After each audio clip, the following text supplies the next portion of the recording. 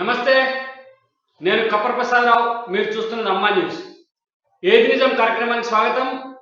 పత్రికల్లో వస్తున్నటువంటి కథనాలేంటి, ప్రధాన వార్తల వెనుక ఉన్న దాగి ఉన్న అసలు రహస్యాలు, వీటిని వెలికి తీసేటువంటి కార్యక్రమం ఏది నిజం. ఏది నిజం కార్యక్రమంలో మనం ముందుగా ఈరోజు ఆంధ్రజ్యోతి దినపత్రికను చూద్దాం.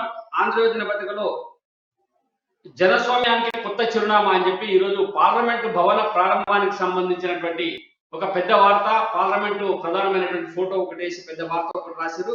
ఇందులో ఏంటంటే 2 సెషన్లలో కార్యక్రమాలు. మొదటి సెషన్లో ప్రధాని మాత్రమే, పూజ, హోమం, రాజదండం ప్రతిష్టాపన. రెండో సెషన్లో అతిథులకు ఛాన్స్, రాష్ట్రపతి సందేశాన్ని చదివి వినిపించనున్న రాజ్యసభ ఉపాధ్యక్షులు. ఇది ప్రధానమైనటువంటి వార్త. తెలివైన నిర్ణయాలు తీసుకోండి, అభివృద్ధి చెందిన భారత కళ సాకారానికి దీర్ఘ ప్రణాళికలు అమలు చేయండి, రాష్ట్రాలు వృద్ధి చెందితేనే దేశ ప్రగతి, అందుకు ఉమ్మడి లక్ష్యాలు ఏర్పరచుకోవాలి, కేంద్ర రాష్ట్రాలు టీమిండియాగా పనిచేయాలి, నీతి ఆయోగ్ సమావేశంలో నరేంద్ర మోదీ, తెలంగాణ ముఖ్యమంత్రి కేసీఆర్ సహా 10 మంది సీఎంల గైరాజా. ఇది ప్రధానమైనటువంటి వార్తలు. అట్లనే సిబిఐ పేల్చిన రహస్య బాంబు అని చెప్పి రహస్య సాక్షి ఉన్నారని టీ హైకోర్టులో ప్రకటన. వివేక హత్య కేసులో మరో సంచలనం. వివేక హత్య వెనుక విస్తృత కుట్ర, రాజకీయ దురుద్దేశంతో అంతమొందించారని చెప్పి అవినాష్ రెడ్డికి సంబంధించి మాజీ ఎంపీ వివేకానంద రెడ్డి హత్య, రాజశేఖర రెడ్డి గారి సోదరుడు, ఆయనకు సంబంధించిన వార్త ఒకటి కూడా ప్రధానంగా ఇచ్చింది. అట్నే కురుక్షేత్రమే అంటే ఆంధ్రప్రదేశ్ లో జరుగుతున్నటువంటి మహానాడు, తెలుగుదేశం పార్టీ మహానాడుకు సంబంధించినటువంటి వార్త ఒకటి వచ్చింది. మహానాడుకు హాజరైన కార్యకర్తలకు అభివాదం చేస్తున్న చంద్రబాబు, తెలంగాణపై ఎన్టీఆర్ చెరగని ముద్ర, యుగ పురుషుడు నేటికి ఏనాటికి అని చెప్పి ఒక ప్రత్యేక కథనం ఒకటి వచ్చింది. ఏపీని కాపాడేందుకు కలిసి రండి, ప్రజలు కార్యకర్తలకు చంద్రబాబు పిలుపు, జగన్ది మాస్టర్ మైండ్, కోడికత్తి నుంచి వివేక హత్య వరకు అన్ని అసత్యాలే, ఒక్క ఛాన్స్ అంటూ అధికారంలోకి వచ్చారు, పిచ్చోడి చేతిలో రాయి ఇలా రాష్ట్రం, జగన్ దోపిడీ 2.25 లక్షల కోట్లు, మహానాడులో టీడీపీ అయితే చంద్రబాబు ధ్వజం, నాకు సంపద పెంచడం తెలుసు, పంచడము తెలుసు, నేటి సభలో మేనిఫెస్టో, అమరావతి పోలవరం బలి, రాజధాని లేని రాష్ట్రంగా మిగిలింది చంద్రబాబు అని చెప్పి ఒక వార్త. దేశంలో ఎమర్జెన్సీ రోజులు అని చెప్పి నిన్న ఢిల్లీ అట్లా పంజాబ్ రాష్ట్ర ముఖ్యమంత్రులు వచ్చి మన తెలంగాణ ముఖ్యమంత్రి చంద్రశేఖరరావు గారితో భేటీ అయ్యారు. దానికి సంబంధించి ముఖ్యమంత్రులు నిన్న విలేకరుల సమావేశంలో మాట్లాడారు. ఆ సమావేశంలో బీజేపీ పైన నిప్పు జరిగినటువంటి పరిస్థితి. సుప్రీంకోర్టు తీర్పునే పాటించారా, ఢిల్లీ ఆర్డినెన్స్ ఉపసంహరించుకోవాలి, లేదంటే కేజ్రీకి అండగా ఉద్యమిస్తాం, పార్లమెంట్ లో బిల్లు ఓడేలా మద్దతిస్తాం, కర్ణాటక తీర్పుతోనైనా బీజేపీకి బుద్ధి రావాలి, బడ్జెట్ పై గవర్నర్ తో సరికాదు కేసీఆర్, ఢిల్లీ పంజాబ్ ముఖ్యమంత్రులతో భేటీ, ఢిల్లీ ఆర్డినెన్స్ రాజ్యసభలో అడ్డుకోవాలి, విపక్షాలు అనుకున్న ఢిల్లీ సీఎం కేజ్రీవాల్, ప్రజల హక్కుల కోసం పోరాటం భగవత్ సింగ్ అని చెప్పి ఒకటి. బార్ల పెగ్గుల విధానానికి స్వస్తి, అన్ని సైజుల మద్యం అందుబాటులోకి, బాటిల్ అందుబాటులోకి, ఉత్తర్వులు జారీ చేసిన బెవరేజ్ కార్పొరేషన్ ఎండి, టర్నోవర్ పరిమితి 5 నుంచి 7 పెంపు, బార్లకు ఏటా రెన్యువల్ అక్కర్లే, ఫీజు చెల్లిస్తే చాలు, రైతుపైకి ట్రాక్టర్, ధాన్యం కొనుగోలు కేంద్రంలో నిద్రిస్తుండగా ప్రమాదం, అక్కడికక్కడే దుర్మరణం, ట్రాక్టర్ రివర్స్ తీస్తున్న ఘటన, సిద్దిపేట జిల్లాలో ఆర్థిక ఇబ్బందులతో రైతు ఆత్మహత్య అనేటువంటి వార్తలు ప్రధానంగా మనకు ఆంధ్రజ్యోతి దినపత్రికలో కనబడతాయి. ఆంధ్రజ్యోతి దినపత్రిక మనం ఒకసారి సాక్షి దినపత్రికను కూడా చూద్దాం. సాక్షి దినపత్రికను చూసినట్టయితే సాక్షి దినపత్రికలో ప్రధానమైనటువంటి వార్త, నేడు ప్రజాస్వామ్య సౌధం ప్రారంభం. అట్లే తెల్లవారుజామున యాగం, పూజలు, ప్రార్థనలతో శ్రీకారం, ఇళ్లలో ఇంద్రభవనం అని చెప్పి దీని గురించి రాసినటువంటి పరిస్థితి ఉంది. హాజరు కానున్న పలువురు ప్రముఖులు, 25 పార్టీల నేతలు, ప్రారంభోత్సవాన్ని బహిష్కరించిన 20 విపక్షాలు అంటూ కూడా ఒక వార్త మనకు కనబడుతుంది. అట్లనే రాజరాజ చోళుడి కంటే ముందే సెంగోలు, కొన్ని వందల ఏళ్ల క్రితమే వినియోగించిన బాదామి చాళుక్యులు, కర్ణాటక పట్టదకల్ విరూపాక్ష దేవాలయంపై రాజదండం, చరిత్ర పరిశోధకులు బాబ్జీరావు, శివనాగిరెడ్డి వెల్లడైనటువంటి వార్త కూడా ఒకటి మనం చూస్తా ఉన్నాం. జూన్ 26 నుంచి ఇంజనీరింగ్ కౌన్సిలింగ్, తర్వాత కథానాయకుని వేద అని చెప్పి ఎన్టీ రామారావుకు సంబంధించి ఈరోజు ఆయన జయంతి కాబట్టి అనేక రకాల వార్తలు కూడా మనము సాక్షి దినపత్రికలో చూడొచ్చు. అట్నే ఒకసారి ఈనాడు దినపత్రికను చూసినట్టయితే, ఈనాడు దినపత్రికలో కేంద్ర మరాచకాలకు పరాకాష్ట, ఎమర్జెన్సీ నాటి దారుణమైన పరిస్థితులు, గవర్నర్ వ్యవస్థను దుర్వినియోగం, ఢిల్లీపై కేంద్రం ఆర్డినెన్స్ ఉపసంహరించాల్సిందే, ఆ బిల్లును పార్లమెంట్ లో ఓడిస్తాం, తెలంగాణ, ఢిల్లీ, పంజాబ్ సీఎంలు కేసీఆర్, కేజ్రీవాల్, భగత్ సింగ్ మాన్ విలేకరులతో మాట్లాడినటువంటి అంశాన్ని ఒకటి చేశారు. వివేక హత్య కేసులో రహస్య సాక్షి అని చెప్పి కూడా ఒక వార్త. అట్నే భావితరాలపై భారం పడే దుబారా వద్దు, ప్రజా అవసరాలే ప్రాతిపదిక కావాలి, నీతి ఆయోగ్ సమావేశంలో రాష్ట్రాలకు ప్రధాని మోదీ హితువు, వచ్చే 25 ఏళ్లకు విజన్ రూపొందించాలని సీఎంలకు పిలుపు, 11 మంది ముఖ్యమంత్రులు గైరాజాలని చెప్పి ఒక వార్త. వైకాపా కౌరవసేనను ఓడిద్దామని చెప్పి నిన్న ఏదైతే మహానాడులో జరిగినటువంటి మహానాడు సందర్భంగా మాజీ ముఖ్యమంత్రి చంద్రబాబు నాయుడు గారు ప్రసంగం వేశారు. అట్నే అధునాతనం స్ఫూర్తిదాయకం అని చెప్పి పార్లమెంట్ గురించి నేడు కొత్త పార్లమెంటుకు భవనం ప్రారంభం, కట్టుదిట్టంగా భద్రతా ఏర్పాట్లు, కఠిన ఆంక్షలు, వేడుక బహిష్కరణపై పట్టు సడలించిన విపక్షాలు, ప్రజాస్వామ్య దేవాలయం నూతన భవంతి మోదీ అనేది ఒకటి. అట్లే ఢిల్లీలో శనివారం రాత్రి తమిళనాడుకు చెందిన మఠాధిపతి నుంచి సెంగోన్ను స్వీకరిస్తున్న ప్రధానమంత్రి నరేంద్ర మోడీ అనేటువంటి వార్త కూడా ఒకటి. తర్వాత వృద్ధి ప్రస్థానం బలోపేతం అని చెప్పి నీతి ఆయోగ్ సంబంధించిన అంశము. భారత గైరాజర్ నీతి ఆయోగ్ నూతన పార్లమెంట్ భవనం ప్రారంభించడానికి గైరాజర్ కావాలని భారత రాష్ట్రం నిర్ణయించినట్లు సమాచారం. అది ఇంకా పూర్తిగా ప్రకటన లేదు, సమాచారం అని జరిగింది. భాజపా అధికారంలోకి వస్తే యువత కొలువులు అని చెప్పి ఖమ్మంలో బండి సంజయ్ గారి ప్రకటన ఒక మీటింగ్ జరిగింది, నిరుద్యోగ ర్యాలీ జరిగింది. నిరుద్యోగ ర్యాలీకి సంబంధించి వేల మంది యువకులు ఆ ర్యాలీలో పాల్గొన్నారు. ఖమ్మంలో బీజేపీ సభ సక్సెస్ కావడం ఇదే మొదటిసారి. భారీ ఎత్తున తరలి వచ్చినటువంటి యువతను ఉద్దేశించి బండి సంజయ్ గారు ప్రసంగించారు. బీజేపీ వస్తేనే కొలువులు వస్తాయనేటువంటి మాట స్పష్టంగా చెప్పడం జరిగింది. జూన్ 26 నుంచి ఎంసెట్ కౌన్సిలింగ్ అనేటువంటి ఇంకొక వార్త కూడా మనకి ఇలా కనబడుతుంది. తెలుగు గుండెల్లో ఎన్టీఓడు అని చెప్పి ఎన్టీఆర్ శత జయంతి సందర్భంగా ప్రత్యేక కథనాలను కూడా ఇందులో మనం చూడొచ్చు. ఇకపోతే మనం మళ్ళా ఒకసారి వెలుగు దినపత్రికలు చూద్దాం. వెలుగు దినపత్రికలో ప్రధానమైనటువంటి వార్తలు ఏమున్నాయో చూద్దాం. వానలు ఢిల్లీ కేంద్రం ఆర్డినెన్స్ ను వాపసు తీసుకోవాలి అంటే, ఢిల్లీలో ఇచ్చినటువంటి కేంద్రం ఇచ్చిన ఆర్డినెన్స్ ను వెంటనే వాపసు తీసుకోవాలని చెప్పి ప్రతిపక్షాలన్నీ డిమాండ్ చేస్తా ఉన్నాయి. ఆ మేరకు నిన్న పంజాబ్ అట్నే ఢిల్లీ ముఖ్యమంత్రి వచ్చి చంద్రశేఖర్ రావు గారు కలిసినటువంటి సందర్భంగా వాళ్ళు మాట్లాడినటువంటి మాటలు విలేకరుల సమావేశానికి సంబంధించిన వార్త ప్రధానంగా ఇచ్చారు. అట్నే కేటీఆర్ చెప్పిండు టికెట్ మాకే అని చెప్పి వచ్చే ఎన్నికల్లో పోటీకి రెడీ అవుతున్న మంత్రి సన్నిహితులు ఇప్పటికే నియోజకవర్గాల్లో పర్యటనలు. కుత్బుల్లాపూర్లో షబీర్పూర్ రాజు, జనగామలో పోచపల్లి శ్రీనివాసరెడ్డి, లిస్టులో ఎంపీ కవిత, మాజీ మేయర్ బొంతు రామ్మోహన్, మరికొందరు అని చెప్పి ఒక వార్త మనకు ఇంట్లో కనబడుతుంది. అట్లే పాలమూరుకు కాంగ్రెస్ చేసింది ఏం లేదు, వాళ్ళ హయాంలో కరువు వలసలు ఆకలి చావు అని చెప్పి హరీష్ రావు చేసినటువంటి ఒక ప్రకటన కూడా మనకు కనబడుతుంది. సర్కారా రియల్ ఎస్టేట్ కంపెనీ ప్రభుత్వ భూములను ప్లాట్లు చేసి అమ్ముడైంది కిషన్ రెడ్డి నిన్న విలేకరుల సమావేశంలో మాట్లాడి దానికి సంబంధించినటువంటి అంశం కూడా మనకు ప్రధానంగా కనబడుతుంది. ఈ మధ్యన కిషన్ రెడ్డి రాష్ట్ర ప్రభుత్వం పైన నిప్పులు చెరుగుతా ఉన్నారు. అనేక సందర్భాల్లో పార్టీ కార్యాలయంలో ప్రెస్ కాన్ఫరెన్స్ పెట్టి మాట్లాడుతూ ఉన్నారు. దీనికి సంబంధించి కూడా ఇలా ఆయన నిన్న మాట్లాడినటువంటి మాట వచ్చింది. వడ్ల బస్తాల దగ్గర ప్రారంభమైంది, నిద్రిస్తున్న రైతుపై నుంచి వెళ్ళిన ట్రాక్టర్. కరీంనగర్ జిల్లా వచ్చనూరులో విషాదం అనేటువంటి వార్త కూడా ఒకటి ప్రధానంగా మనకి ఇలా కనబడుతుంది.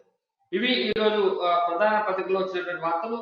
ఇంకా మనం నమస్తే తెలంగాణ దినపత్రిక చూడాల్సింది. నమస్తే తెలంగాణ దినపత్రిక మనం చెప్పొచ్చు ఇది టిఆర్ఎస్ పార్టీ అధికారిక పత్రిక. ఈ పత్రికలో ఓన్లీ టిఆర్ఎస్ కు సంబంధించినటువంటి ఇంపార్టెంట్ వార్తలు వస్తాయి. ఇలా వేరే వార్తలు ప్రధానంగా మనకు కనబడవు. ఇందులో ఏంటంటే ఒకటే పెద్ద వార్త వచ్చింది, ఎమర్జెన్సీ దిశగా దేశం. అంటే నిన్న పంజాబ్ ముఖ్యమంత్రి, ఢిల్లీ ముఖ్యమంత్రి వచ్చి ముఖ్యమంత్రి మన తెలంగాణ ముఖ్యమంత్రి గారిని కలిసి వాళ్ళు విజ్ఞప్తి చేయడం, ప్రభుత్వం చేస్తున్నటువంటి ఆర్డినెన్స్ ను ఓడించాలి, రాజ్యసభలో మద్దతు చేయాలని చెప్పి కోరడం. దానికి సంబంధించినటువంటి ప్రధాన వార్త ఎమర్జెన్సీ దిశగా దేశం అనేటువంటి ఒక ప్రధాన వార్త. నిన్న వాళ్ళు విలేకరుల సమావేశంలో మాట్లాడినటువంటి అంశాలనే ప్రధానంగా ఇచ్చిండ్రు. అట్లనే మొత్తం అంటే దేశం అంతా ఎమర్జెన్సీ అయిపోతుంది. ఇందిరాగాంధీ కూడా పెద్ద ఎత్తున ఎమర్జెన్సీకి సంబంధించి గతంలో కానీ ఇందిరాగాంధీ కూడా ఓడిపోయింది అనేటువంటి మాట నిన్న ముఖ్యమంత్రి గారు చెప్పడం జరిగింది. దానికి సంబంధించిన వారినే ఒకటి, సుప్రీం తీర్పుకే దిక్కు లేకుండా పరిస్థితి ఏంటి, బీజేపీ కాలంలో భారత రాజ్యాంగం వ్యవస్థల ధ్వంసం అని చెప్పి ఒకటి, ప్రధాని మోదీ నగలింపాల్సింది బీజేపీ ఆఫీసుగా రాజ్భవన్ లో అంటూ చాలా గట్టిగానే నిన్న కేసీఆర్ గారు మాట్లాడినటువంటి మాటలు మనకు నమస్తే తెలంగాణ కనబడతాయి. ఇవి ఈ రోజు పత్రికలో వచ్చినటువంటి ప్రధాన వార్తలు. ఈ రోజు మనతో పాటు చర్చలో పాల్గొంటా ఉన్నారు అమ్మా news bureau chief senior journalist Krishnamurthy గారు, అలాగే పిసిసి అధికార ప్రతినిధి సీనియర్ జర్నలిస్ట్ అయోధ్య రెడ్డి గారు. కృష్ణమూర్తి గారు నమస్కారం.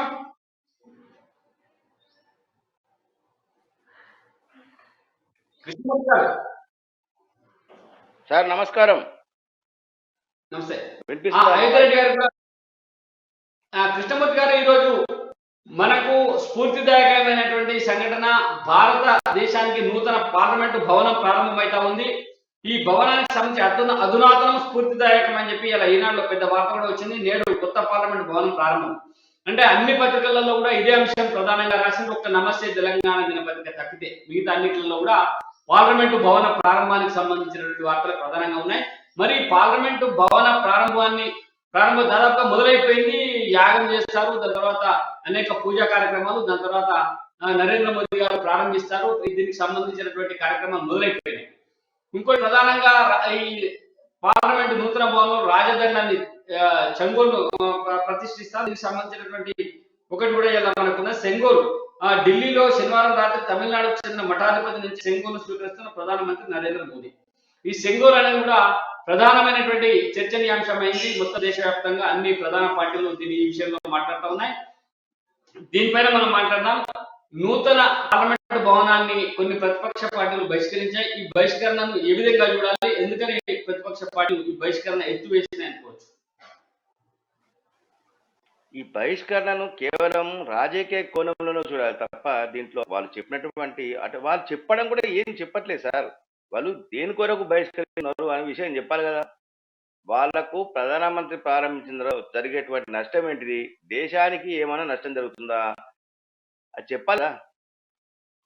చెప్పకుండా ఎవరికి వారుగా నిన్నటికి నిన్న మన సచివాలయం తెలంగాణలో సచివాలయం ప్రారంభిస్తే గవర్నర్ గారికి కనీసం ఆహ్వానం ఇవ్వలేదు. వీళ్ళు విపక్ష పార్టీలకు ఆహ్వానం ఇవ్వలేదు ఎవరికి. ఇప్పటికీ ప్రతిపక్ష ఎంపీలను ఎమ్మెల్యేలను రానివ్వట్లేదు, సారీ సెక్రటరియట్ లోపల రానివ్వట్లేదు వీళ్ళు. అంతకుముందు మణిపూర్ అసెంబ్లీని ప్రారంభించినప్పుడు ఎవరు ప్రారంభించారు మణిపూర్ అసెంబ్లీని? ఛత్తీస్గఢ్ అసెంబ్లీ సంగతి ఏంది? అసెంబ్లీ ఎవరు ప్రారంభించారు? అప్పుడు వాళ్ళు గవర్నర్తో చేయించారా? పోనీ రాష్ట్రపతిని వదిలేండి. అంటే రాష్ట్ర ప్రథమ పౌరులు ఎవరైతే గవర్నర్ ఉంటే వాళ్ళు ఆ ప్రథమ పౌరులతో చేయించారా? దేశానికి ప్రథమ పౌరులు రాష్ట్రపతి అని చెప్పేసి మాట్లాడుతున్నారు వీళ్ళు చేయించారా? ముందు వీళ్ళు తెలుసుకోవాలి కదా. అది తెలుసుకోకుండా ఒక మంచి కార్యక్రమం చేపట్టినప్పుడు మనం పూర్తిగా సహకరించాలి. ఆ తర్వాత దాంట్లో ఉన్నటువంటి తప్పులను ఎత్తి చూపితే బాగుంటుంది. కానీ అలా కాకుండా వీళ్ళు ఏదో ఒకటి మాట్లాడాలి, ఏదో ఒకటి మేము అంటే ఉనికిని కాపాడక మాత్రం చేస్తున్న ప్రయత్నం తప్ప ఇంకోటి ఏం లేదు ప్రసాద్ గారు.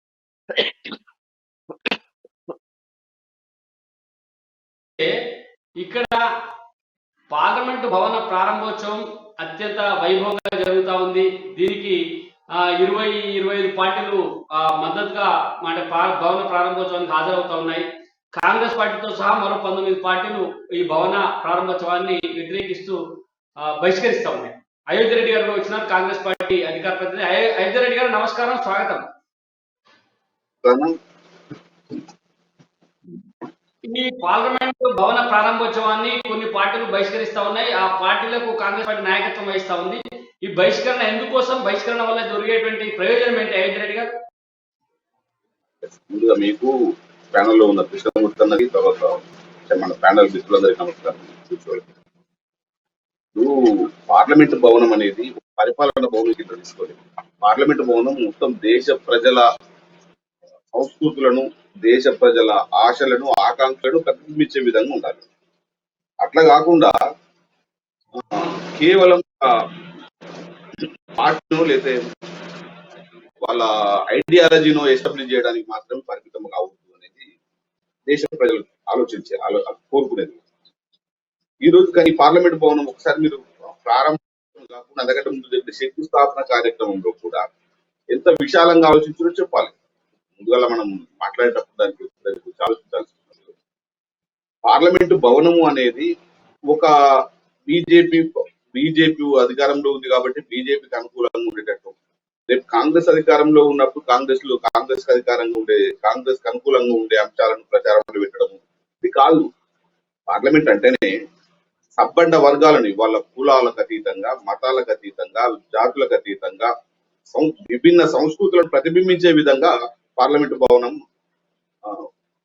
కార్యక్రమాలు పార్లమెంట్ భవనం శంకుస్థాపన ప్రారంభించుకున్న తర్వాత కూడా అన్ని వర్గాల ప్రజలను మమేకం చేసుకుని వాళ్ళ మనోభావాలను, వాళ్ళ ఆకాంక్షలను రిఫ్లెక్ట్ చేసే విధంగా పార్లమెంట్ భవనం ఉండాలి. కానీ ఉందా ఇవాళ? వాళ్ళు జరిగేది కేవలం ఒక బీజేపీ చేపట్టిన కార్యక్రమం లాగా, ఇదేదో పార్టీ సొంత కార్యక్రమం అయినట్టు, దీనికి ఎవరు వస్తేంది రాకుంటేంది అన్నట్టు ఒక నిర్లక్ష్య ధోరణితో కాకపోతే చూడాలి కదా. ముందు కూడా రాష్ట్రపతి అంతకంటే ముందు దళిత రాష్ట్రపతి ఒకటి. పార్లమెంట్ అంటేనే రాష్ట్రపతి, లోక్సభ, రాజ్యసభ కలిస్తే పార్లమెంట్. అట్లాంటి పార్లమెంట్ అంతకంటే ముందు శంకుస్థాపన సందర్భంగా రాష్ట్రపతి లేడు, ఇప్పుడు ప్రారంభోత్సవానికి రాష్ట్రపతి లేడు. అంటే దీనికి మనం ఏం మెసేజ్ ఇవ్వదలుచుకున్నాం? అంటే మేము మా పార్టీ కార్యక్రమం మా ఇష్టం ఉన్నట్టు మేము చేసుకుంటాం, వచ్చిన వాళ్ళు రండి లేకపోతే ఊకోండి అన్నట్టే కదా. అంటే కేవలం దీనికి సమాధానం చెప్పాలి. రాష్ట్రపతిని రేవంత్ రెడ్డి గారు రాష్ట్రపతి ప్రారంభిస్తలేరు అనేటువంటి ఏకైక కారణం చేతనే ఇలా విపక్షాలు బహిష్కరిస్తా ఉన్నాయా? అంతేకాకుండా వాళ్ళ దేశంలో కూడా ఒక అన్రెస్ట్ సిచ్యువేషన్ ఉన్నాయి, మీరు చూస్తున్నారు. దేశంలో కూడా ఆ, ఒక అశాంతి, ప్రజల మధ్యన విభజన తీసుకొచ్చి ప్రజల మధ్యన విద్వేషాలు రెచ్చగొట్టి తన రాజకీయ ప్రయోజనాలను ఎట్లా సాధించుకోవాలనే ఆలోచనతోటి బీజేపీ ఉన్నది. మనం చూస్తున్నాం కులాల మధ్యన విభజన, మతాల మధ్యన విభజన, జాతుల మధ్యన విభజన, ఉన్నోనికి లేనోనికి మధ్య విభజన, ఇవన్నీ విభజనలు తీసుకొచ్చి ఆ విభజనల్లో వచ్చే విద్వేషాలను లేకపోతే భావోద్వేగాలను అనుకూలంగా మార్చుకోవడానికి బీజేపీ ప్రయత్నం చేసి రాజకీయాలు చేస్తున్నది. దీన్ని ఎట్లా మాట్లాడుతుంది? ఎట్లా దేశ ప్రజల మనోగతాలను రిఫ్లెక్ట్ చేస్తాం? దానికి కదా వాళ్ళు మాట్లాడాల్సింది.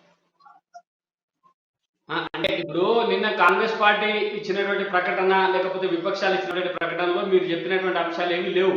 కేవలం భారత రాష్ట్రపతిని అవమానిస్తున్నారు, ఆమె ద్వారా ప్రారంభం జరుగుతలేదు అనేటువంటి ఏకైక కారణం చేతనే బహిష్కరిస్తున్నట్టుగా మనకు అర్థమైంది.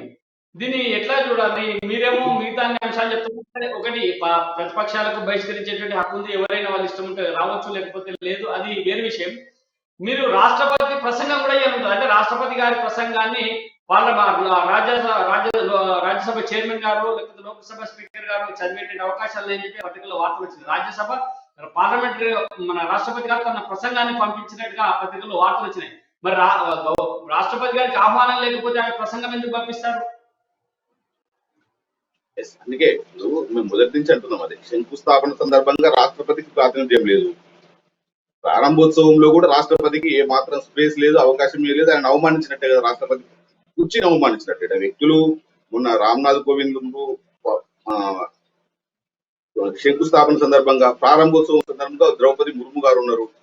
ఎవరున్నా కూడా వ్యక్తుల కంటే కూడా ప్రధానంగా ఆ కుర్చీ గౌరవించాల్సిన బాధ్యత, విశాల దృక్పథం ఖచ్చితంగా అధికారంలో ఉన్న భారతీయ జనతా పార్టీకి ఉంది కదన్నా. ఆ బాధ్యతను విస్మరించి కేవలం ఇది రాజకీయ కార్యక్రమం అయినట్టు, అది మేమే చేసుకుంటాం, మాకు ఎవరితో పనింది, రాజ్యాంగంతో పనింది అని చేసుకోవడం ఒక ప్రధానమైన అంశం. దాంతో పాటు ఇవాళ దేశంలో ఉన్న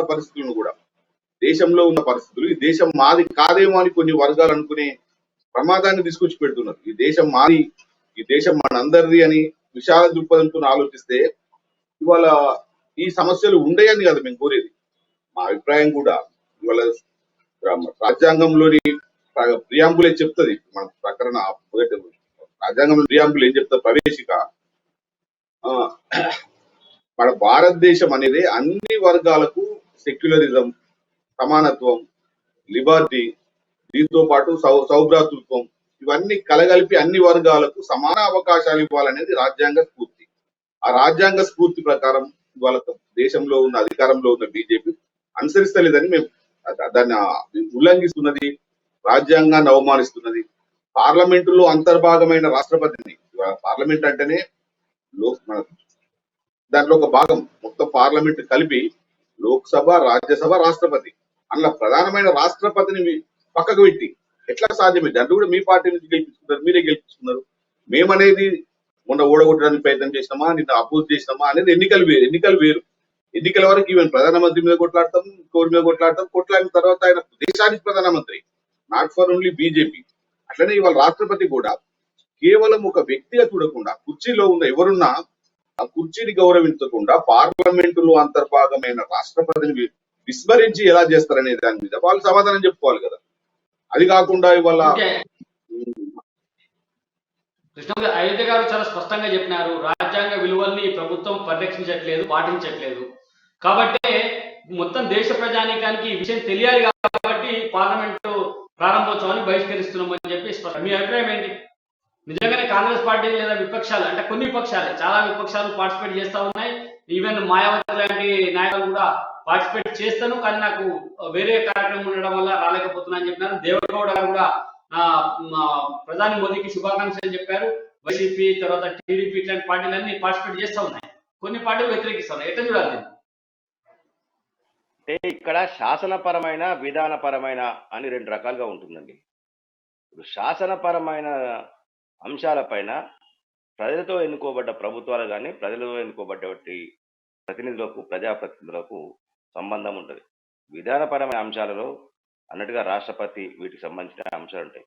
దీన్ని కూడా కాంగ్రెస్ పార్టీ విస్మరించి రాజకీయ కోణంలోనే అంటే పార్లమెంట్ భవనం కట్టడం అనేది ఒక చారిత్రాత్మకమైనటువంటి ఘటన ఇది. ఈ ఘటనలో మోడీకి పూర్తి స్థాయిలో క్రెడిట్ పోతే భవిష్యత్తులో మా పార్టీలకు ఉనికి ఉండదు, దేశ ప్రజల్లో మా పార్టీలకు ఉనికి ఉండదు అన్న ఏకైక ఉద్దేశంతో మాత్రమే దీన్ని బహిష్కరిస్తున్నారు. రాష్ట్రపతిని పిలవలేదు, ఓకే. గతంలో ఇదే సోనియా గాంధీ గారు మణిపూర్ అసెంబ్లీని ప్రారంభించారు కదా సార్, అప్పుడు మరి అక్కడ గవర్నర్ పిలిచారా? ఛత్తీస్గఢ్ అసెంబ్లీని ప్రారంభించారు కదా సార్, అక్కడ గవర్నర్ పిలిచారా? వీరి అధికారంలో ఎన్నో రకాల ఎన్నో మంచి కార్యక్రమాలు చేశారు కాంగ్రెస్ కూడా. మరి అప్పుడు అందరు రాష్ట్రపతి కంపల్సరీ అన్నింటిలో పార్టిసిపేట్ చేయించారా?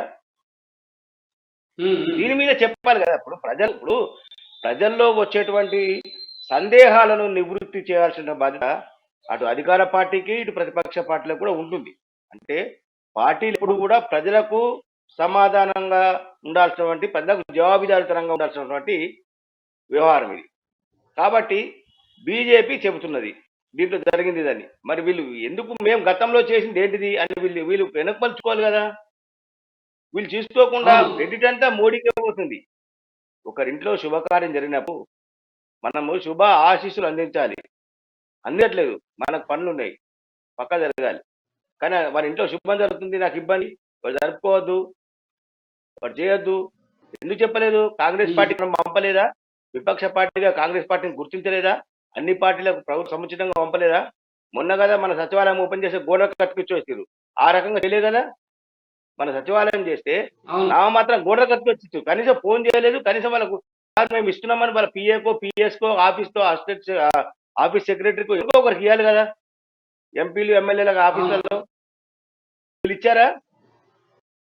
దీని గురించి అంటే మోడీ సొంత కార్యక్రమంగా చేయట్లేదు సార్, ఇది మోడీ సొంత కార్యక్రమం చేయట్లేదు, బీజేపీ అసలు చేయట్లేదు.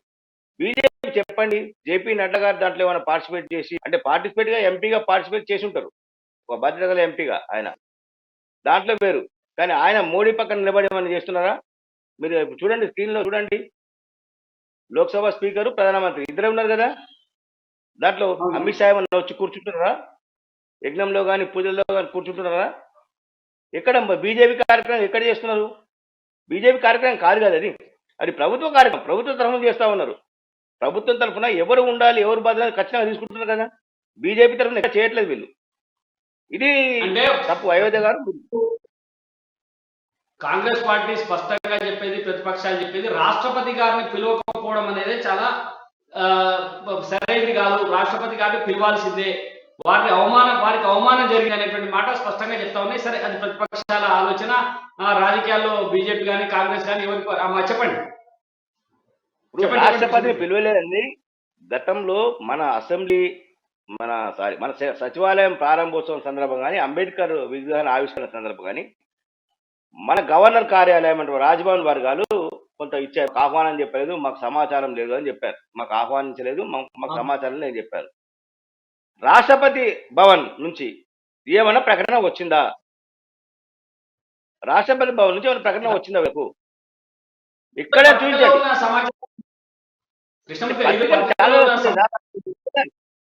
రాష్ట్రపతి గారి ప్రసంగాన్ని లోక్సభ స్పీకర్ పార్లమెంట్ లో చదువుతారు, ఈ సందర్భంగా చదువుతారని చెప్పి ఉంది.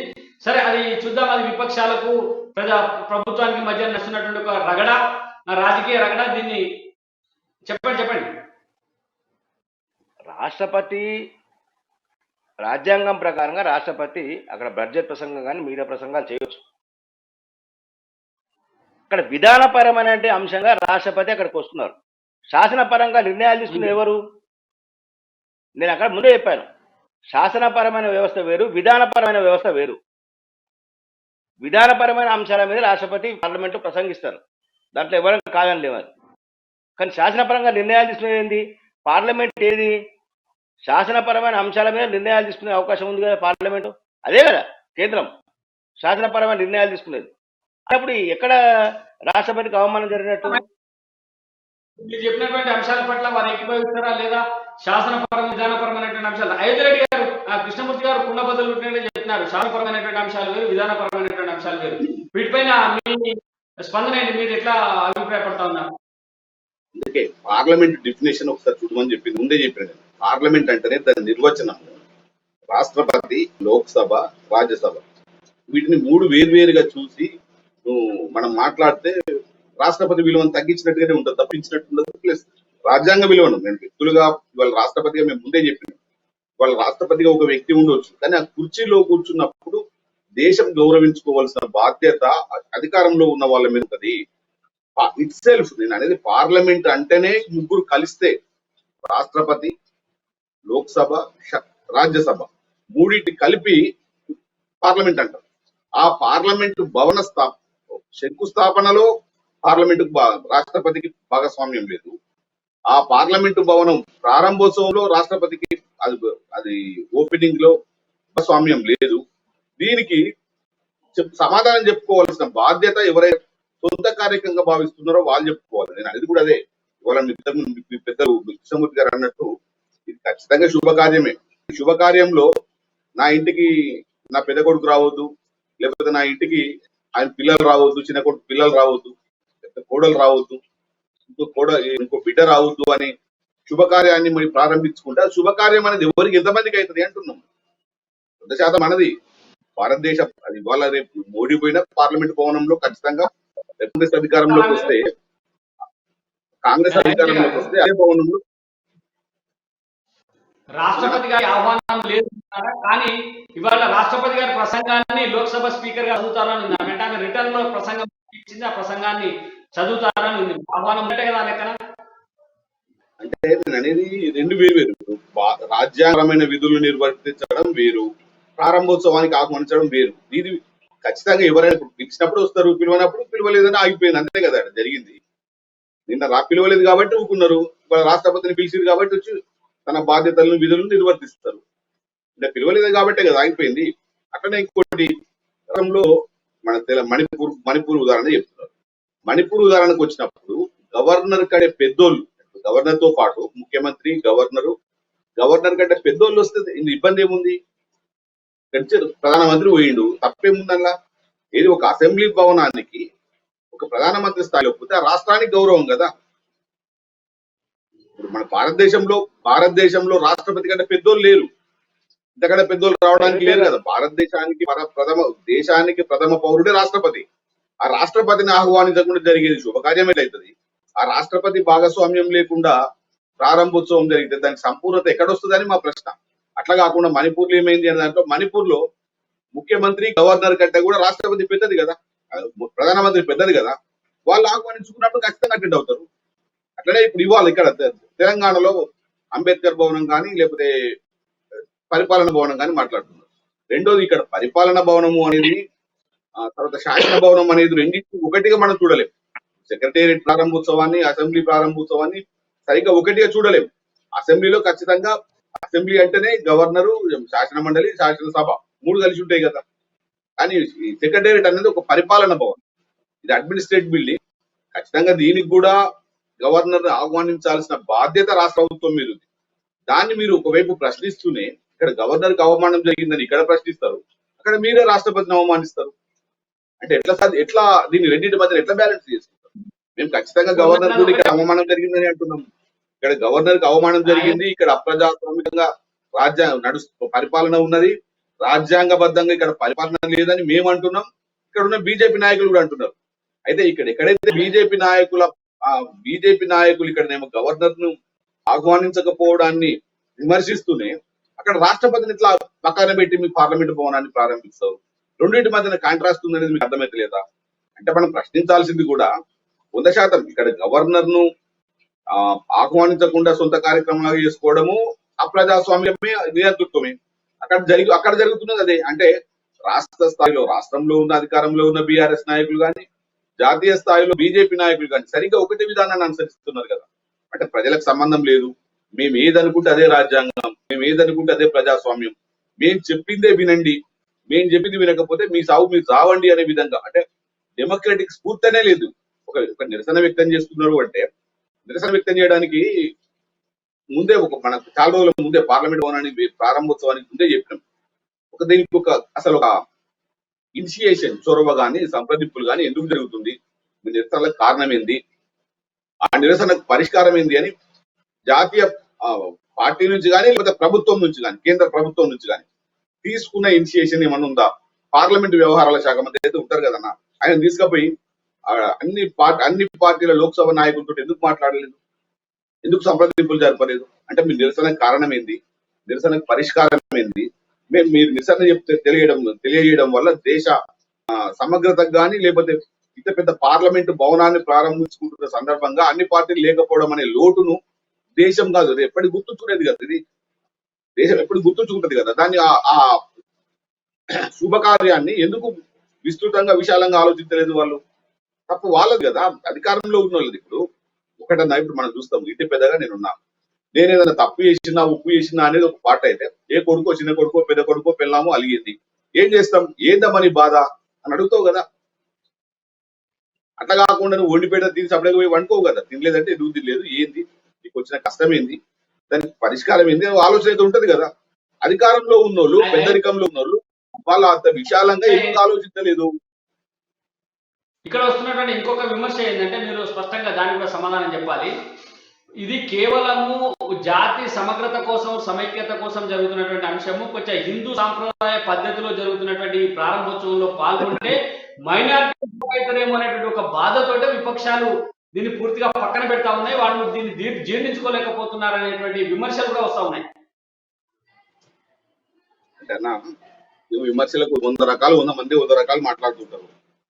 ఖచ్చితంగా ఇప్పుడు భారతదేశము అనేది మెజారిటీ హిందువులు ఉన్నారు, ఖచ్చితంగా హిందూ దాని ప్రకారం జరుగుతుంది.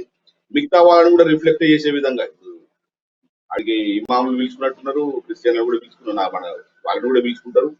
అన్ని వర్గాల ప్రజలను రిఫ్లెక్ట్ చేసే విధంగా ఉంటది. అది దానికి రాజకీయాలకు మతానికి సంబంధం లేదు. మతము అనేది పూర్తిగా ఒక వ్యక్తిగత అంశం. అది నువ్వు ఎవరి నమ్ముతావు ఎవరి నమ్మవు అనేది అది నీ ఇష్టం.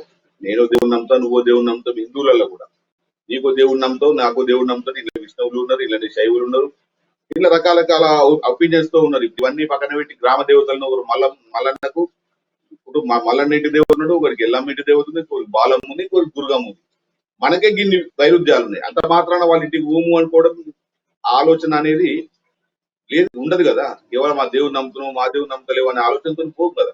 కేవలం అది మతం అనేది వ్యక్తిగత అంశం, దానికి రాజకీయాలను ముడిపెట్టాలనే ఆలోచన ఎప్పటి నుంచి కూడా బీజేపీ ఆర్ఎస్ఎస్ వాళ్ళ అనుబంధ సంస్థలు వాట్సాప్ యూనివర్సిటీలు ఏదో ప్రచారం చేస్తుంటాయి, కానీ దానికి మతానికి ఎట్లాంటి సంబంధం లేదు. మతం అనేది పూర్తిగా వ్యక్తిగత అంశము. మతానికి రాజకీయాలను ముడిపెట్టి రాజకీయాలు చేయడం అనేది విభజన విద్వేషాలకు కారణమైంది. కాబట్టి మేము మతాన్ని గౌరవించుకుంటున్నాం. ఎవరి మతం వాళ్ళ గొప్పది, ఎవరి దేవుడు వాళ్ళ గొప్పడు.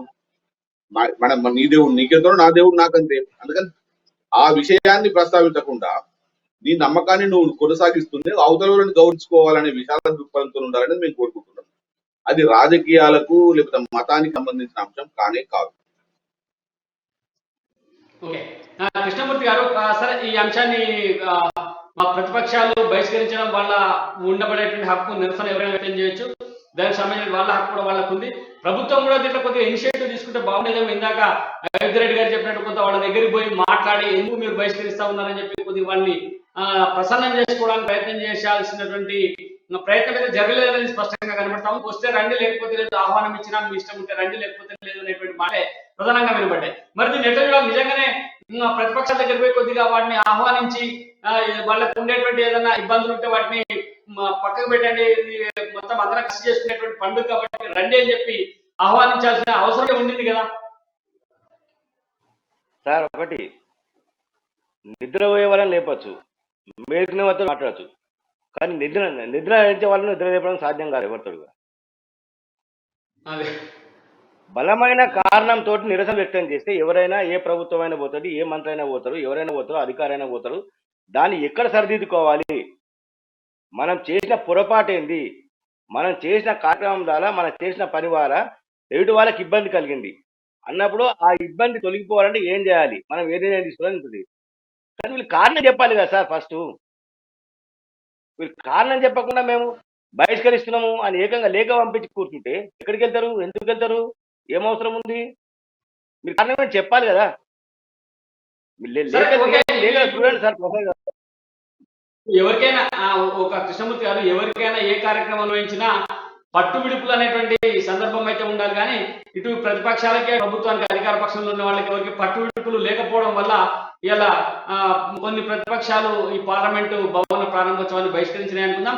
సరే ఈ రోజు మరొక అంశం మనం కూడా మాట్లాడడం చాలా ఇంపార్టెంట్. మళ్ళీ దీని మీద చర్చ కొనసాగిద్దాం. ప్రతిరోజు నట బొమ్మ తెలుగు ప్రజల ఆరాధ్య దైవంగా భావించేటువంటి వ్యక్తి శ్రీ ఎన్టీ రామారావు గారి శత జయంతి కార్యక్రమం ఈరోజు. ఈ సందర్భంగా ఎన్టీ రామారావు గారు అనేక సందర్భాల్లో ఈ తెలుగు ప్రజల యొక్క కీర్తిని మొత్తం దశ దిశలా చాటినటువంటి వ్యక్తిగా మనం చెప్పుకోవచ్చు. ప్రధానంగా తెలంగాణ తెలుగు రాష్ట్రాల్లో సంక్షేమ పథకాల్ని ప్రజల దగ్గర దాకా తీసుకుపోయినటువంటి వ్యక్తిగా, రాజకీయాన్ని ప్రజల దగ్గర దాకా తీసుకుపోయినటువంటి వ్యక్తిగా, బడుగు బలహీన వర్గాల్లో రాజకీయ చైతన్యం తెచ్చి వాళ్ళని చట్టసభల్లోకి తీసుకొచ్చినటువంటి వ్యక్తిగా ఎన్టీ రామారావుకు ప్రత్యేక గుర్తింపు ఉంటుందనే అనడంలో ఏమాత్రం సందేహం లేదనిపిస్తా ఉంది. అయోధ్య గారు చెప్పండి, దీనిపైన ఏమంటారు? నిజంగానే ఎన్టీ రామారావు గారు ఆ రకమైనటువంటి కృషి చేసి అనుకోవచ్చా? 100% తెలుగు రాష్ట్రాల్లో, తెలుగు రాష్ట్రం అంటే సమైక్య రాష్ట్రంగా ఉన్నప్పుడు ఎన్టీ రామారావు ప్రవేశపెట్టిన సంక్షేమ పథకాలను కానీ ఖచ్చితంగా ఇవాళ కూడా ప్రజలు గుర్తిస్తున్నారు, గుర్తు చేసుకుంటున్నారు. ఈ పరిస్థితులలో ఎన్టీ రామారావును కేవలం ఒక రాజకీయ పార్టీ కన్ఫైన్ చేసి, పరిమితం చేసి మాట్లాడడం మనం కూడా మాట్లాడలేము. కొంతవరకు సరే పోయిన వాళ్ళంతా మంచోళ్ళే అని ఒక నినాదం ఉంది అని చెప్తారు, కానీ కాకుండా కూడా ఎన్టీ రామారావు ఖచ్చితంగా ఒక సినిమా నటుడిగా సమున్నత స్థాయికి తెలుగు సినిమా పేరు చెప్పాల్సి వస్తే మొదటగా ఎన్టీ రామారావు పేరు చెప్పుకునే పరిస్థితి ఉంది, మీకు అది తెలుసు. ఆ పరిస్థితుల్లో ఒక నటుడిగా, తర్వాత ఒక రాష్ట్ర ముఖ్యమంత్రిగా ప్రవేశపెట్టిన సంక్షేమ పథకాలు కానీ, తీసుకొచ్చిన విప్లవాలు కానీ, మండల వ్యవస్థ కానీ, లేకపోతే రూపాయి కిలో బియ్యం కానీ ఇట్లా ఆయన చేపట్టిన పథకాలు ఇవేవి కూడా ఇలా ఈ రోజు కూడా ప్రజల దృష్టిలో ఇంకా కూడా అవి గుర్తుంచుకునే పరిస్థితిలో ఉన్నాయి. కాబట్టి మాజీ ముఖ్యమంత్రి, అంతేకాకుండా ఒక ముఖ్యమంత్రిగా తెలుగు రాష్ట్ర ప్రజలకు సేవలు అందించిన నాయకుడిగా ఎన్టీ రామారావును గౌరవించుకోవాల్సిన బాధ్యత మన మీద ఉంది. అంటే భిన్నాభిప్రాయాలు, అది రాజకీయాలకు అతీతంగానే దాని గురించి మాట్లాడుకోవాల్సిన అవసరం. అంటే ఎట్లా ఇప్పుడు ఒక తెలుగు ప్రజలు తెలుగు రాష్ట్రాల్లో పివి నరసింహారావు గారు కాంగ్రెస్ పార్టీ పక్షాన్ని నిలబడుతుంటే కూడా తెలుగువాడు ప్రధాని అవుతా ఉంటే రాజకీయాలను పక్కన పెట్టి పివి నరసింహారావు గారికి మద్దతు ఇచ్చినటువంటి వ్యక్తి ఎన్టీ రామారావు గారు. ఆయన అప్పుడు రాజకీయాలకు అతీతంగా ఆలోచించి తెలుగువాడు అనేటువంటి గౌరవాన్ని ఇచ్చింది కదా. మరి ఇప్పుడు కాంగ్రెస్ పార్టీ కూడా ఆ రకంగా తెలుగువాడు అనేటువంటి గౌరవాన్ని, తెలుగు కీర్తిని నలుగు దిశలో చాటినటువంటి వ్యక్తిగా ఒక రకంగా చూడాలంటే భారతదేశంలో సంకీర్ణ రాజకీయాలకు ఆద్యమే ఎన్టీ రామారావు గారు. అంటే జనతా పార్టీ తర్వాత ఎన్టీ రామారావు గారు అనుకోవచ్చు. ఎందుకంటే అన్ని ప్రాంతీయ పార్టీలను కలిపి దేశంలో ఒక రాజకీయ ప్రత్యామ్నాయాన్ని చూపించినటువంటి వ్యక్తి. ఎలా చూడాలి కృష్ణమూర్తి గారు? ఖచ్చితంగా ఆయన రాజకీయాలకు అతీతంగా చూడాల్సిన అవసరం ఉంది. ఇటు సినిమా రంగంలో ఆయన కంటే ఒక ప్రత్యేకతను సంపాదించుకున్న ఎన్టీ రామారావు ఆ తర్వాత రాజకీయ రంగంలోకి వచ్చారు. అక్కడ కూడా రాజకీయాలకు కొత్త నిర్వచనం చెప్పని చెప్పొచ్చు మనం.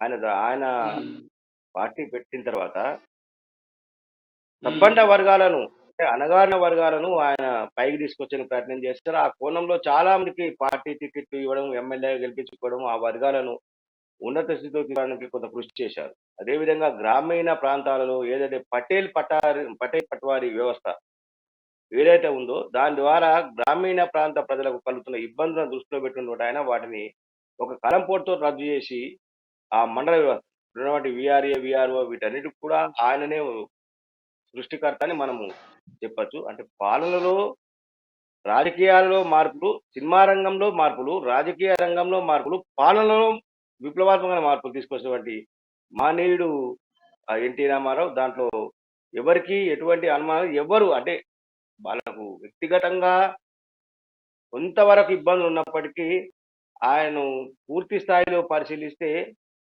ఒక సమతామూర్తి అని ఆయన చెప్పొచ్చు మనం. ఖచ్చితంగా ఆయన ఒక దార్శనికుడు, భావితరాలకు ఒక దార్శనిక ఎన్టీ రామారావు గారు చూస్తారు. ఖచ్చితంగా అంటే ఆయనను మనము అంటే పార్టీలకు అతీతంగా అందరూ స్మరించుకుని ఈరోజు ఒక కార్యక్రమాలు నిర్వహిస్తే అది బాగుండేది. కానీ రాజకీయ కోణంలో ఎవరి ఆలోచనలు వాళ్ళకు ఉంటాయి కాబట్టి ఎవరి నిర్ణయాలు వాళ్ళు, ఎవరిని మనం తప్పట్లేము. టీడీపీ మాత్రం ఈరోజు మహానాడు ఇక్కడ నిర్వహిస్తా ఉన్న రాజమండ్రి నిర్వహిస్తున్నట్టు ఉంది. వాళ్ళకి సంబంధించిన విషయాలు వాళ్ళు అంశాలు ఉంటాయి. పార్టీలన్నీ కూడా ఎన్టీ రామారావును ఇప్పటికీ ఈ రోజు కూడా కాంగ్రెస్ పార్టీతో పాటు అన్ని పార్టీలు కూడా ఎన్టీ రామారావు పాలన ఆదర్శంగా తీసుకొని ముందుకు వెళ్తున్నాయి. దీంట్లో ఎవ్వరూ కాదన్నా అది అక్కడ స్పష్టంగా కొంత నిశ్చితంగా పరిస్థితి స్పష్టంగా ఎన్టీ రామారావు భావజాలం ఆ పార్టీలలో ఉన్నాయి అనే విషయం స్పష్టంగా బీజేపీ తీసుకోండి, కాంగ్రెస్ తీసుకోండి, బీఆర్ఎస్ తీసుకోండి, మిగతా ఏ పార్టీలు తీసుకోండి, ఆయన చూపిన మార్గంలోనే పార్టీని వెళ్తున్నాయి. ఆయన రాజకీయాలకు కూడా ఆదర్శప్రాయుడే ప్రసాద్ గారు. అంటే ఇప్పుడు ప్రధానంగా ఎన్టీ రామారావు వరంగానే మనకు గుర్తొచ్చేది ₹2 కిలో బియ్యం. పేదవాడి అంటే ఆయన చనిపోయినప్పుడు కూడా చాలా పత్రికలు పెట్టినటువంటి ఎడ్డికి ఏంటంటే పేదవాడి అన్న గిన్నె కదిలింది. అంటే ఆయన ఆకలి తీర్చినటువంటి వ్యక్తిగా చూశారు. అనేక సంస్కరణలు ఎన్టీ రామారావు తీసుకొచ్చినారు. ఇప్పుడు ఆ సంస్కరణల అమలులో అన్ని అంటే రాష్ట్ర ప్రభుత్వాలు కేవలం రాజకీయాలు చూడకుండా ఆ సంస్కరణని అమలు చేసేటువంటి కార్యక్రమాన్ని తీసుకోవట్లేదు అనుకోవచ్చా? ఖచ్చితంగా ఆయన ఒక నేను చెప్తున్నాం కదా, ఒక ₹2 కిలో బియ్యమే కాదు, చీరా ధోతి అని కూడా ఆయన కొంత ఇచ్చారు. కొంత కంట్రోల్ షాపులలో అంటే రేషన్ దుకాణాలుగా కొంత చీరా ధోతిని చౌకధరలో అందించారు. కూడు గూడు నీడ అనే దీంట్లోకి వారు కొంత ఇళ్లకు పేదవాళ్ళకు ఇల్లు నిర్మించాలన్న సంకల్పం కూడా ఆయన చేశారు. ఆయన నినాదం కూడు గూడు నీడ, ఈ మూడే ఎన్టీ రామారావు గారి నినాదాలు.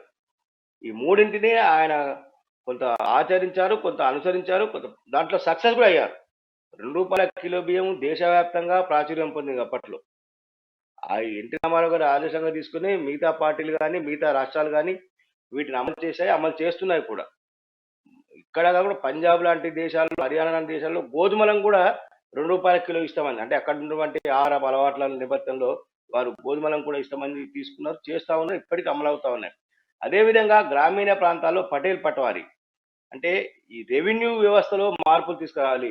అంటే భూములను ఒకరికొకరు బదలాయించడం, భూముల మీద కొంతమంది అంటే పటేల్ పట్వారీ గిరిని అడ్డు పెట్టుకొని కొంతమంది పిత్తనం చేసి పేదవారిని వేధించడము, వీటన్నిటికీ స్వచ్ఛపరిచేందుకు వాటిని కూడా రద్దు చేసి ఆయన అంటే కరణం ఇట్లా ఉంటారు కదా ఊళ్ళల్లో అప్పుడు అనేవాళ్ళు, వీటికి సంబంధించి వీళ్ళందరినీ కూడా తొలగించి అంటే ఒక పద్ధతి ప్రకారంగా చట్ట ప్రకారంగా ఉండాలి, వాళ్ళు చేసే పనులు చట్ట ప్రకారంగా ఉండాలని కొంత నిర్ణయాలు తీసుకున్నారు. అప్పట్లో ఉన్నటువంటి బ్లాక్ వ్యవస్థను సమితి ప్రెసిడెంట్స్ సమితి వాటిని రద్దు చేసి మండల వ్యవస్థను తీసుకొచ్చారు. మండలాల వారిగా అంటే పరిపాలన వికేంద్రీకరణ కోసం కూడా అప్పుడు 40 గ్రామాలకు 30 గ్రామాలకు అక్కడ కలిపి ఒక మండలంగా ఏర్పరిచి అక్కడ మండల కేంద్రంగా పాలన అంటే 100 కిలోమీటర్లు, 60 కిలోమీటర్లు, 80 కిలోమీటర్లు వెళ్ళి వాళ్ళకి కావాల్సినటువంటి ప్రజలు ఏదైతే రెవెన్యూ పరంగా ఉన్నటువంటి కానీ వ్యవసాయ పరంగా ఉన్నటువంటి ఇబ్బందులను తొలగించుకోవాలంటే అక్కడ తిరిగి వెళ్ళడం చాలా ఖర్చుతో వ్యయంతో కూడుకున్న పని అనే ఉద్దేశంతో మండల వ్యవస్థ ఏర్పాటు చేసి పాలన ప్రజల వద్ద తీసుకురావాలి అనే ఉద్దేశంతో ఎన్టీ రామారావు మండల వ్యవస్థను ఏర్పాటు చేసి అక్కడ కూడా ఆయన సంచలనం సృష్టించారు. ఆ తర్వాత జిల్లా పరిషత్ను కూడా కొంచెం మార్పులు తీసుకొచ్చి జిల్లా పరిషత్ ప్రెసిడెంట్ వీటి ఎన్నికలకు కొంచెం మార్పులు తీసుకొచ్చారు. అంటే ఈ రకమైనటువంటి మార్పులు. అదేవిధంగా మీరు చూడండి,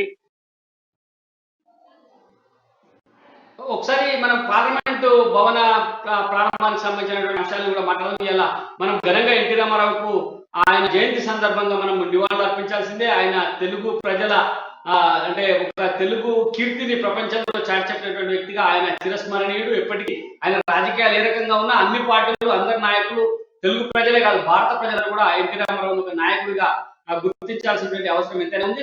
సరే, మనం పార్లమెంట్ ఒక అంశం కూడా ప్రధానంగా నిన్న రాత్రి చెంగోల్ అనేటువంటి ఒక రాజదండాన్ని నరేంద్ర మోదీ గారికి తమిళనాడుకు సంబంధించినటువంటి కొందరు రాజగురువులు అందించినటువంటి పరిస్థితి మనం చూసినాం. ఆ రాజదండాన్ని ఈ రోజు పార్లమెంట్ లో వారు ప్రతిష్ఠిస్తున్నారు. అంటే స్పీకర్ చైర్ పక్క రాజదండాన్ని ప్రతిష్ఠించేటువంటి కార్యక్రమాన్ని కూడా ఈరోజు చేపడతా ఉన్నారు.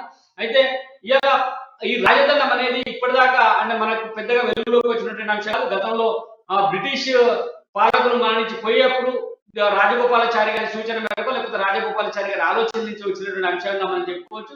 దాన్ని నెహ్రూ గారికి అందించారని చెప్పి ఇప్పుడు అది మ్యూజియం లో ఉన్నటువంటి రాజదండాన్ని పార్లమెంట్ లో పెట్టిన నిర్ణయం ప్రభుత్వం తీసుకుంది. అది అమలు కూడా అవుతుంది. ఈ రోజు 10 గంటలకు 10:30కు దాన్ని రాజదండాన్ని పార్లమెంట్ లో ప్రతిష్ఠిస్తున్నారు. నరేంద్ర మోదీ గారి చేతుల్లో మనకు కనబడతా ఉంది. ఎట్లా చూడాలి అయోధ్య గారు ఏంది రాజదండం ఏంది, దీన్ని ప్రతిష్ఠించడం వెనుక ఉన్నటువంటి కార్యక్రమాలు ఏంది, మరుగుపడినటువంటి చరిత్రను మళ్ళీ ప్రజలకు తెలియజెప్పేటువంటి కార్యక్రమాన్ని నరేంద్ర మోదీ గారు తీసుకున్నారనుకోవచ్చా?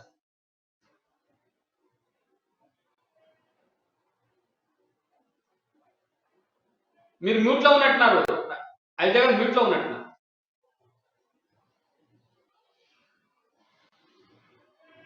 ఇది చట్టబద్ధత లేని అంశం అన్న. దీనికి ఎక్కడో ఊహాజనితమైన అంశాల మీద లేకపోతే ఇది ఒక అశాస్త్రీయమైన అంశాల మీద ఇది జరుగుతున్న వ్యవహారం తప్ప, అంటే కేవలం ప్రజల్ని ఒక మూఢనమ్మకాల వైపు లేకపోతే ప్రజల్ని ఒక అంధ విశ్వాసాల వైపు మళ్లించే ప్రయత్నం తప్ప దీనికి పెద్దగా శాస్త్రీయ కానీ లేకపోతే వాస్తవిక దృక్పథం కానీ ఉన్నట్టు కనిపించదు.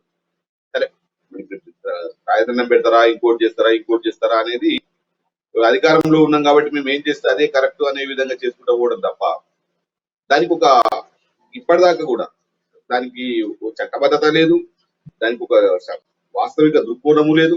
ఇంతకుముందు ఉన్నట్టు ఇంతకుముందు గతంలో బీజేపీకి చెందిన వాజ్పేయి ప్రధానమంత్రిగా ఉన్నాడు కదా, మరి అప్పుడు ఎందుకు చేయలే ఈ పని? ఒకసారి కాదు, ప్రధానమంత్రి అయ్యాడు. అప్పుడు కొత్త పార్లమెంట్ లేదు కదా, సొంత పార్లమెంట్ ఉందా, పొత్తుల పార్లమెంట్ ఉందా అనే దానికంటే రాష్ట్రపతిగా ఇప్పుడు మనం చాలా ఇప్పుడు ఏది వర్ణ చతుర్భుజి ఏదైనా విషయం రోడ్లను పెద్ద రోడ్లను గురించి మాట్లాడుతూ వీళ్ళ వాజ్పేయి గురించి మాట్లాడుతున్నాం. తర్వాత చాలా అంశాలు వాజ్పేయి కూడా కొన్ని ఆయన సంవత్సరాలు తీసుకొచ్చిండు. అట్లనే ఆ టైంలో కూడా మరి అప్పటికి ఆర్ఎస్ఎస్ ఉంది, ఇదే బీజేపీ అధికారంలో ఉంది. మరి ఆ రోజు గుర్తురాని రాజదండం ఇవాళకి వచ్చింది అంటే మెల్లమెల్లగా ప్రజలని ఒక అంధవిశ్వాసాల వైపు, మూఢనమ్మకాల వైపు, లేకపోతే మేము అనుకున్నదే కరెక్ట్ అనే దాన్ని అందరూ అమలు చేయాల్సిందే అనే విధంగా పనిచేసుకుంటూ పోవడం అనేది అలా బీజేపీకి అలవాటుగా మారింది. కొత్త వివాదాలను రేకెత్తించడము, దాని చుట్టడం. ఎందుకంటే దానికి కూడా ప్రధానమైన కారణం ఏంటి అంటే 9 ఏళ్లలో వాళ్ళు చేసిన అభివృద్ధి అంటూ ఏం లేదు కాబట్టి, చెప్పుకోవడానికి ముఖ్యమైన అంశాలు ఏం లేవు కాబట్టి, అంటే 9 ఏళ్ళలో ఇవాళ మేము 1000 మందికి ఉపాధి కలిగించగలిగిన ఒక పరిశ్రమ పెట్టినాం. ఇది మేము కేంద్ర ప్రభుత్వంగా 9 ఏళ్ల మంది ఉన్నాం. 9 ఏళ్ల నుంచి ఒక 900 మందికైనా మేము ఉపాధి కలిగించగలిగిన ఒక పరిశ్రమ పెట్టినామని చెప్పుకోవడానికి బీజేపీకి లేదు. 900 ఎకరాలకు సాగునీళ్ళు అందించడానికి ఒక ప్రాజెక్టు కట్టామని చెప్పుకోవడానికి బీజేపీకి లేదు. ఎప్పటికప్పుడు కొత్త వివాదాలను సృష్టించడం, ఆ వివాదాల చుట్టూ ప్రజలను తిప్పడం, ఆ వివాదాల నుంచి వచ్చే విద్వేషాలను, భావోద్వేగాలను అనుకూలంగా మార్చుకొని ఓట్లను పొందడం తప్పితే వాళ్ళకు ఉన్న పని వేరేది కూడా కనపడతలేదు. దానికి ఉన్న పవిత్రత ఏంది, దానికి ఉన్న చట్టబద్ధ ఏంది, దానికి ఉన్న వాస్తవిక దృక్కోణం ఏంది ఏమన్నా తెలియాలి కదా. అంటే 73 ఏళ్ల పాటు దేశంలో ఉన్న ప్రధానమంత్రులు చాలా సార్లు, అంతకంటే ముందు కొన్నిసార్లు బీజేపీ మద్దతు చేసిన కేంద్ర ప్రభుత్వాలు ఉన్నాయి. మరి అప్పుడైనా కనీసం ఒకనాడైనా మాట్లాడాలి కదా. అక్కడ కాకుండా రాత్రికి రాత్రి తీసుకొచ్చి పెట్టినాము అంటే అర్థమైంది ప్రజలను మెల్లమెల్లగా అంధవిశ్వాసాల వైపు, మూఢనమ్మకాల వైపు తీసుకుపోయి వాళ్ళకి అనుకూలంగా మార్చుకొని భావోద్వేగ అంశాల చుట్టూ ప్రజలు తిప్పాలనేది ఏకైక హిడెన్ ఎజెండా ఇది. అంటే అంశమే లేదు. దానివల్ల మంత్రదండం మళ్ళీ అంధవిశ్వాసంగా ఉండడానికి అది రాజదండం అన్నారు. అది 1947లో అధికార మార్పు సందర్భంగా ఇచ్చినట్టే పత్రికల్లో ప్రధానంగా వార్తలు వచ్చినాయి. సరే, మనము చూడలేదు, మీరు చూడలేదు, నేను చూడలేదు, అప్పుడు మనం లేవు. కానీ పత్రికల్లో వచ్చినటువంటి వార్తల సందర్భంగా చూస్తే దాన్ని నెహ్రూ గారి చేతికి అప్పుడు అందించడం జరిగింది. ఆయన కొద్ది దాన్ని తన వద్ద ఉంచుకున్న తర్వాత దాన్ని మ్యూజియంలో పెట్టారు. సరే, మ్యూజియంలో పెట్టడానికి తప్పు పట్టాల్సిన అవసరం కూడా లేదు, ఎందుకంటే అది మ్యూజియంలో ఉండాల్సింది కాబట్టి మ్యూజియంలో పెట్టింది. దానికి ఇప్పుడు తగిన గౌరవం ఇస్తే, తర్వాత తెలుసుకుని గౌరవం ఇస్తే, చరిత్రలో జరిగినటువంటి తప్పులు సవరించుకుంటే దాన్ని అంధవిశ్వాసం, మూఢ విశ్వాసం ఎట్లయితే అంటే అదే అంటున్నాం. దానికి రాజధానికి ఉన్న అది ఇన్ని ఏళ్ళ నుంచి, ఎన్ని స్వతంత్రం వచ్చినాక 75 ఏళ్ళకి వచ్చినాం, ఇన్ని ఏళ్ళ నుంచి లేని దాని గురించి ఎవరు మాట్లాడింది ఇవాళ తీసుకొచ్చి దాంట్లో ఏదో శక్తి ఉంది, ఆ రాజధాని మీద ఉంది, దానికి ఏదో గౌరవించాల్సింది, గౌరవించకూడదు, దీని చుట్టూ చర్చను తిప్పడము అనేదే అటువైపు తీసుకుపోవడం అంటున్నాం. నేను చాలా స్పష్టంగానే దాంట్లో మంత్రదండం ఉంది, రాజదండం ఉంది మీరే అంటున్నారు. మేమేమంటలేము, దానికి మంత్రదండం అంటలేము, రాజదండం అంటలేము. అది దానికి ఉన్న పవిత్రతలో కూడా మేము మాట్లాడతలేము.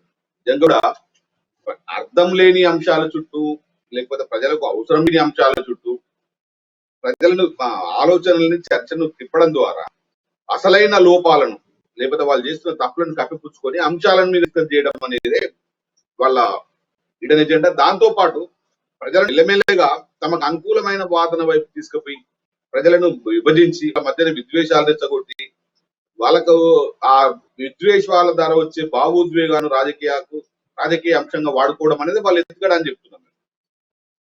ఓకే, కృష్ణమూర్తి గారు చెప్పండి. మీరు ఇప్పుడు స్పష్టంగా అయోధ్య రెడ్డి గారు చెప్పినారు, అశాస్త్రీయమైనది, దానికి సంబంధించి ఎక్కడ ఆధారాలు లేనటువంటి అంశము, ఏదో ఒక రాజదండం మరి ఇప్పుడు 75 ఏళ్ళుగా లేని ఇప్పుడు తీసుకొచ్చి ప్రతిష్ఠిస్తున్నారు, ఇదంతా కూడా మూఢ విశ్వాసాల వైపు మళ్లించడమే అనేటువంటి అంశాన్ని వారు స్పష్టంగా చెప్పినారు. మీరేమంటారు సార్? వారసత్వ సంపద, వన చరిత్ర, వీటి గురించి పూర్తి స్థాయిలో అవగాహన నిర్వాధితగానం పాలించారు కాబట్టి అది మూలపడింది. మన దేశ సంస్కృతి, మన దేశ చరిత్ర, మన దేశ వ్యవహారం సంబంధించి అవగాహన లేని వాళ్ళు ఇంతకాలం పాలించారు. అంటే మీరు అంటుండొచ్చు, వాజ్పేయి గారు పాలించారు కదా అప్పుడేమైంది అని. వాజ్పేయి గారు అప్పుడు పార్లమెంటు భవనం, కొత్త భవనం నిర్మాణం కాలేదు. మొదట్లో చోళరాజు దీని రాజదండం ద్వారా రాజ్యాన్ని పాలించారు. అంటే ఇది మంత్రదండం కాదు, చూ మంత్రంగా మొత్తం అంతా అందరూ పేద ప్రజలంతా కూడా సంపన్నులు కాదు. అది స్పష్టమైనది. కానీ దేనికైనా ఒక విధానము, ఒక పద్ధతి ఉంటుంది. మనం అశోక చక్రం అనేది మన సింబల్ తీసుకున్నాం, జాతీయ సీసం. అంటే అట్లా కొన్ని మనం తీసుకుంటున్నాం కాబట్టి అప్పుడు చోళరాజులు దాన్ని తీసుకొని దాని ద్వారా పరిపాలన చేశారు. అది రాజుల పక్కన, సింహాసనం పక్కన దాన్ని ఉంచేవాళ్ళు. అది దానికి అంటే రాజుకు ఎంత గౌరవం ఇస్తారో ఆ దండానికి కూడా అది గౌరవం ఇచ్చేవాళ్ళు. ఆ తర్వాత బ్రిటిష్ పాలన పోయిన తర్వాత పోయే ముందు నెహ్రూ గారికి ఇది అప్పచెప్పారు, అంటే మీ వారసత్వ సంపదను మీరు కాపాడుకోండి, ఇది రాజదండం. మీ పాలనలో చోళరాజులు పాలించినప్పుడు ఈ రాజదండాన్ని సమానంగా చూసుకుని పాలించారు, రాజులు సమానంగా చూసుకుని పాలించారు, ఇది మీరు కాపాడుకోండి, పాలించండి అని చెప్పారు. నెహ్రూ గారు ఏం చేశారు, దాన్ని తీసుకున్నారు, కొంతకాలం తన వద్ద ఉంచుకున్న తర్వాత దానికి అలహాబాద్ మ్యూజియంలో ఉంచారు. అలహాబాద్ మ్యూజియంలో ఉంచినప్పుడు ఈ అలహాబాద్ మ్యూజియంలో ఉన్నటువంటి రాజదండం చరిత్రను ఒక నృత్యకారులు ప్రధానమంత్రి లేఖ రాయడం ద్వారా దీని మీద ప్రధానమంత్రి గారు ఇది ఏంటి అసలు రాజదండం ఏంటి దాని మీద కొంత విచారణ జరిపించి ఇది ఎక్కడ ఉంది కనిపెట్టండి అని చెప్పి చూసినప్పుడు అది అలహాబాదు మ్యూజియంలో ఉందని తెలిసింది. దాన్ని తీసుకొచ్చి ఇక్కడ పార్లమెంట్లో, అంటే మళ్ళీ చోళరాజుల కాలంలో ఉన్నటువంటి ప్రాధాన్యతను ఇవ్వడానికి, అంటే అది మన వారసత్వ సంపద. అది సెంటిమెంట్ రగిల్చడము, ఇంకోటి రగిల్చడము, అది అనుకోవడము అది తప్పది. అది అట్లా భావించడం కూడా కరెక్ట్ కాదని నేను అంటాను. మనం వారసత్వం, మన పూర్వీకులు ప్రతి సంవత్సరము మన ఇంటి దేవత పలానా దగ్గర పూజ చేయాలని చెప్తారు. దాన్ని ఆచరించడం ఒక్కొక్కటి. ఇప్పుడు ఎవరైతే దండము నరేంద్ర మోదీ గారు ప్రతిష్ఠిస్తున్నటువంటి దండం ఉందో అది చోళరాజుల కాలం నాటిది కాదనేది నా అభిప్రాయం. ఆ పరంపరను ఆగమైనటువంటి ఒక దండ స్వతంత్రం మారేటప్పుడు చేయించినటువంటిది అది. దీని చరిత్ర అంటే ఇప్పుడు ప్రతిష్ఠిస్తున్నటువంటి అంటే నాకున్నటువంటి పరిజ్ఞానంలో నేను చదివిన, అంటే చరిత్రను చదివినప్పుడు నేను తెలుసుకున్నా, అంటే నాకు వచ్చినటువంటి పరిజ్ఞానంతో చెప్తున్నాను. దీంట్లో సబ్జెక్టు కరెక్ట్ ఉండొచ్చు, ఆచారం ఉంది. ఈ రకంగా చోళరాజులు రాజదండాన్ని ఒక రాజు నుంచి ఇంకో రాజుకు అధికారం మార్పిడి జరిగినప్పుడు అందించేవారు. ఆ ప్రక్రియ ద్వారానే దీన్ని నెహ్రూ గారితో బ్రిటిష్ వాళ్ళు చర్చలు జరిగినప్పుడు, అంటే మనకు స్వతంత్రం రాకముందే జరిగినప్పుడు ఈ రాజదండం అనేటువంటి ఒక ప్రక్రియ మొదలైంది. దాన్ని ఆ తర్వాత తమిళనాడు ఒక స్వర్ణకారుడి దగ్గర చేయించి తమిళనాడుకు సంబంధించినటువంటి కొంతమంది రాజగురువులు తీసుకొచ్చి దాన్ని నెహ్రూ గారికి అందజేశారనేటువంటిది ఒకటి తెలుస్తుంది. సరే, ఏమైనా రాజదండం ప్రతిష్టన అనేది కొత్త వివాదాస్పదమైందని చెప్పుకోవచ్చు. మొత్తానికి పార్లమెంట్ భవనం ఈరోజు ఉన్నటువంటి బ్రిటిష్ గవర్నర్, నాకు పేరు ఇప్పుడు నాకు సరిగా గుర్తుకు రావట్లేదు ఖచ్చితంగా, అంటే అప్పుడున్నటువంటి బ్రిటిష్ గవర్నర్ గారు 1947 ఆగస్టు 14వ తేదీ అర్ధరాత్రి నెహ్రూ గారికి ఇచ్చారు. మీరు చరిత్రను చూడండి, చరిత్రలో ఉన్నటువంటి అంశాలు. అప్పటి నేను పుట్టలేదు, నాకు తెలియదు, వాస్తవం చెప్తున్నాను. నేను చరిత్రలో ఉన్నటువంటి అంశాల ఆధారంగా నేను చెప్తా ఉన్నాను.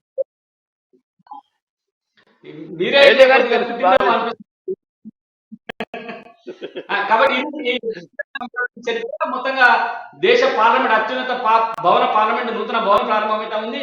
ఈ సందర్భంగా దేశ ప్రజలందరూ కూడా పార్లమెంటు భవనం ఏ రకంగా ఉంటుందనే దానిపైన కొంత ఆసక్తిగా ఎదురు చూస్తా ఉన్నారు. ప్రారంభం తర్వాత దాన్ని 10:30 గంటలకి నరేంద్ర మోదీ గారు దేశానికి అంకితం చేసేటువంటి కార్యక్రమం కొనసాగుతా ఉంది.